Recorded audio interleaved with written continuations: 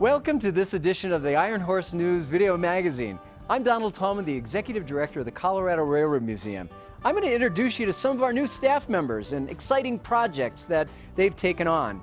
You'll meet the newest member of our staff, Carolyn Bartels, who is our event manager and volunteer coordinator. She's going to tell us about some of the ongoing volunteer opportunities that are available here at the museum. Elizabeth Nasik, our curator of education and exhibits, will discuss all that goes into creating our new exhibit, Eating on the Rails, while Stephanie Gilmore, our curator of collections, talks about finding appropriate artifacts to include in the exhibit. We've got a lot on our plate today, so let's get started. Hi there, my name is Carolyn and I'm one of the new faces around the rail yard here at the Colorado Railroad Museum. I was invited to join this talented staff in January as the new event manager and volunteer coordinator. I've been a volunteer myself in many places over the years, but I can't imagine a more magical place to help out.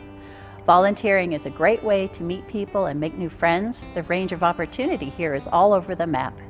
If you are a collector, library science aficionado, or just love organizing data, Stephanie in the library would welcome you with open arms.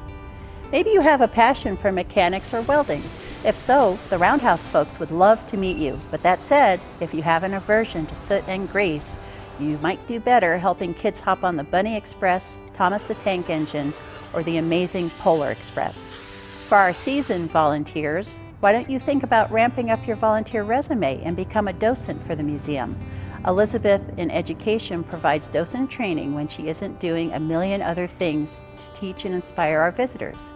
That reminds me, she can always use a hand with installing exhibits. Maybe you're a fine artist or have a way with interior design. Finish carpentry and being a pro with a paintbrush also helps her out. As the event manager, I am so excited to be working with this creative roster of people. Also a hotbed for volunteer opportunities, our special events department is ramping up old favorites and planning some new fun for this amazing museum. While I don't want to give it away just yet, I can drop a hint that our fabulous pavilion is going to be put to good use far more often and in the near future.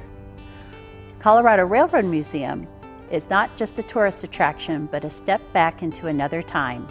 We open the doors of this exciting and romantic time to all of you.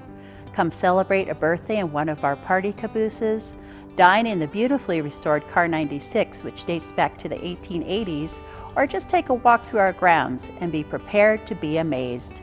Our daily train rides all summer long boast one of only 5 places left in the country that you can ride a train pulled by an authentic steam engine.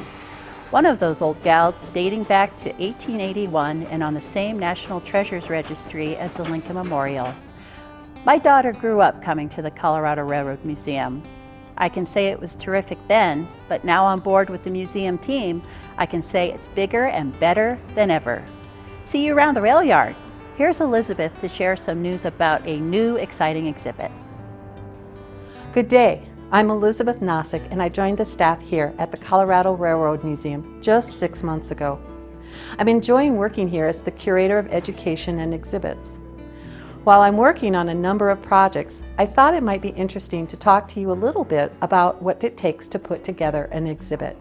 Currently, we're working on Eating on the Rails, an exhibit that opens this spring in the lower gallery and runs through the spring of 2017. After coming up with a theme that you think will appeal to your audience and perhaps grow it a bit, you look at the permanent collection to see what objects you have to support the story. We are very fortunate to have a strong collection and an archive which I was able to mine in order to set themes for this exhibit. After I set the themes and chose objects, I laid out a general floor plan for what the exhibit will look like and chose colors that will augment those objects. We used props to augment our original pieces and build bridges from the story to story. We have chosen to create an homage to a dining car and reproduce a Harvey girl uniform. So, I'm pleased to introduce you to 3 people who are helping me to make this possible. Ted Blanchard, who is building the dining car, along with Danielle Gere, and Lauren Giebler, who is creating the Harvey girl uniform for exhibition. I'm really excited to introduce you to Ted Blanchard, one of our best volunteers who really took care of this project and made it what it is. So Ted, tell us a little bit about the process of putting the dining car together. Well, this is the fourth iteration of this car, the mock-up as such as we've had. It was originally the Lounge of the Navajo, which is one of our first-class passenger cars out front.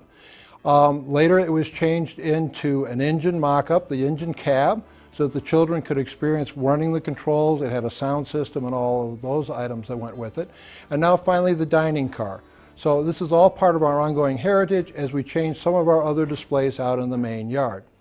So as such, what we tried to do is preserve as much as possible of the original cars, the original mock-ups that we had in here. So we disassembled what was left of the railroad engine and then rebuilt the car, trying to approximate what we've got in the Union Pacific dining car out in front. So the window and stuff that we have here is set at the same size and same height. So when you sit inside, it'll be the same as if you were in the dining car from the Union Pacific, looking out the window and watching the world go by. Ted, I really want to say thank you because you did a lot of work. Not only did you get the old car removed and remodeled into what we need for this exhibit, but you brought together a crew of people to help us do it, and we couldn't have done it without you. Matter of fact, we're going to get to talk to Danielle next. And I would also like to say some of the help from the other guys from the Thursday Roundhouse crew that came on over to help. So there were a number of people that were involved with this thing that all should be thanked. Yep. Hi, my name is Danielle Gere, and I'm working as a preparator for the exhibit here in the Colorado Railroad Museum. One of the things that we had to start with was painting everything. We've got the walls in nice battleship gray, as well as all of our exhibit pieces here, and it's to accent our wonderful dark navy blue wall, which is going to be the Great Wall of China, Railroad China, of course. Part of that exhibit is going to have in our drawers here, we're going to be able to pull out and see menu items and also different silverware and cutlery from the time. We've done quite a bit of work here, everything from painting to building exhibit furniture and completely redoing a train, and I couldn't have done it without the help of Rick, Roy, and Richard, as well as Ted. We're a team here, so we got it done. So earlier I told you that we mined the collections looking for objects for the Eating on the Rails exhibit. One object I couldn't find was a Harvey girl uniform. In order to make that happen, to make a reproduction of that uniform, I called on Lauren at the Stitching Factory to make it happen. Thanks, Elizabeth. Let me tell you a little bit about how we recreated this Harvey girl uniform. When making a historic replica of a piece of clothing, the first thing to do is look at historic photographs to try and figure out what the garment looked like and how the garment was put together.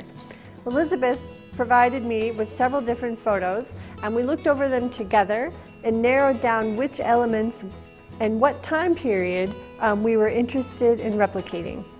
The next step was to pick some historic fabrics.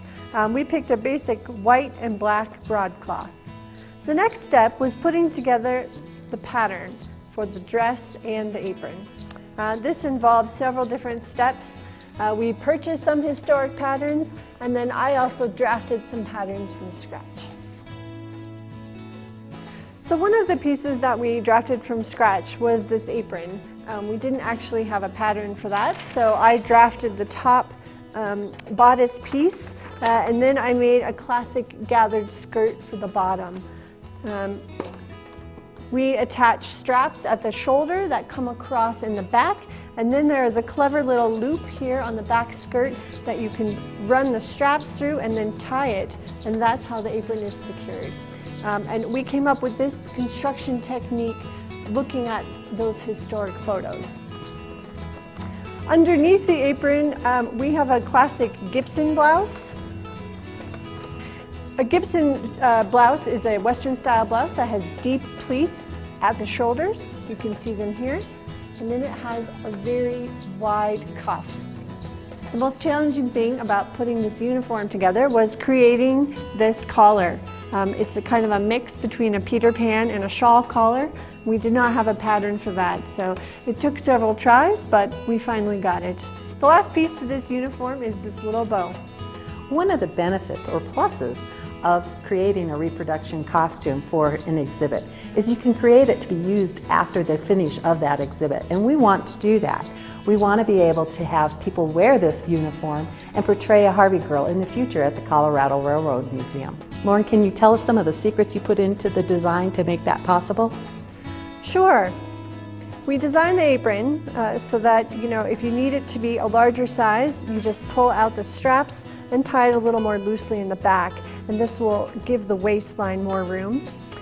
Underneath, there's a very fitted skirt, which is classic in this type of clothing, but to make it a little easier for many sizes to wear, we've added an extender waistband that goes up to 3 sizes bigger. So, Lauren, I really want to thank you for all the time and effort you put into making this uniform so wonderful. It's going to add a lot to the exhibit and our visitors are going to really enjoy it. Another person who's doing a lot to make this exhibit special is Stephanie, our collections curator. She's going to talk to you a little bit about some of the china that's going to be included in the Eating on the Rails exhibit. Thanks, Elizabeth. I'm Stephanie Gilmore, the new curator of collections here at the Railroad Museum. I'm really excited about the new exhibit, Eating on the Rails, that Elizabeth mentioned a few minutes ago. I'm sure many museum visitors believe our collections consist of rolling stock, locomotives, freight and passenger cars, plus our world-famous Railroad Research Library. Well, it turns out that we have much more. And here are some examples. To support the new exhibit, Eating on the Rails, we've dug into our storage areas and pulled out some great pieces of dining car china for the new display. In fact, many of these pieces have not seen the light of day for several years. For our program today, I'll just highlight 3 china patterns we'll have in the exhibit. Some railroads carried hundreds of pieces of china on each dining car, from egg cups to butter pats to demitasse cups and saucers. This particular piece was used on the Union Pacific dining cars like the one we're sitting in. The pattern is called Winged Streamliner. It was first introduced in 1936 and was used right up to the advent of Amtrak in 1971. Among other Colorado patterns in the display are Kirakanti and Prospector. Kirakanti was used on the Denver and Rio Grande back before the turn of the last century. It's a rare piece and we're quite pleased to display it. A more recent pattern, the Prospector, saw service on Denver and Rio Grande Western passenger trains until the early 1980s. As you can see, it takes a team working together to install any new exhibit that seeks to provide an exciting experience for all of our visitors. So look for an upcoming announcement about the opening of our new exhibit, Eating on the Rails. And here's Donald with some closing comments. You know, I can't wait for Eating on the Rails to open. As you can see, it's a very complex process, but the finished product will certainly whet your appetite to learn more. We've got a great lineup of events this year that Carolyn has put together, including a steampunk event this summer along with an after-hours concert. Steampunk, you ask? Think elaborate costumes of 19th century science fiction combined with Wild Wild West. It should be really exciting. Well, that's it for this edition of the Iron Horse News video magazine. Visit our website, www.coloradorailroadmuseum.org, for more information on how we bring Colorado Railroad history to life. See you next time.